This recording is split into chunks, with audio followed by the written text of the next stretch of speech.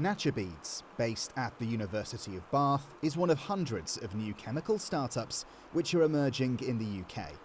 Their company manufactures natural, biodegradable microbeads, which can replace the harmful synthetic ones banned from cosmetic products 2 years ago. And staff here tell me why they feel it's a sector they take pride working in.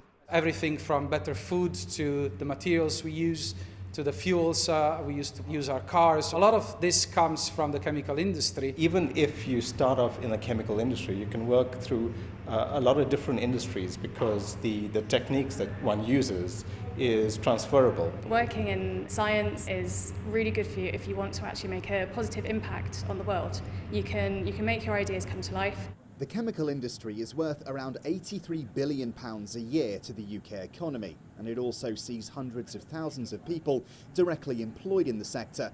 So for the various regions of the country, it's certainly an area where they'll want to see new businesses and new jobs. The number of chemical industry roles has been on a steady rise in the southwest, jumping from around 17,600 in 2016 to over 23,500 last year, a jump of nearly 6,000. The Royal Society of Chemistry is encouraged by the growth in our region, but says investment is still needed to see the rise continue. The government needs to think more about setting the environment so that these innovative young companies can survive and grow and become, the larger and successful companies that they are capable of being. And that means setting an environment so that they get the right kind of investment, not just from the government itself, but the government sets an environment in which other kinds of investors can support these companies. But there's concern on the horizon due to Brexit. 60% of chemical products exported by UK companies are bound for the EU.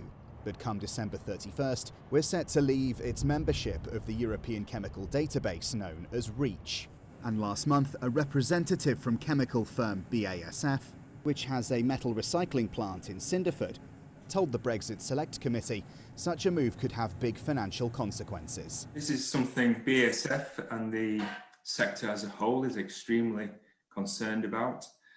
The additional registration costs. This is estimated to be approximately £1 billion across the industry. This will bring no tangible value, and it will disadvantage UK industry with respect to global supply chain competitiveness.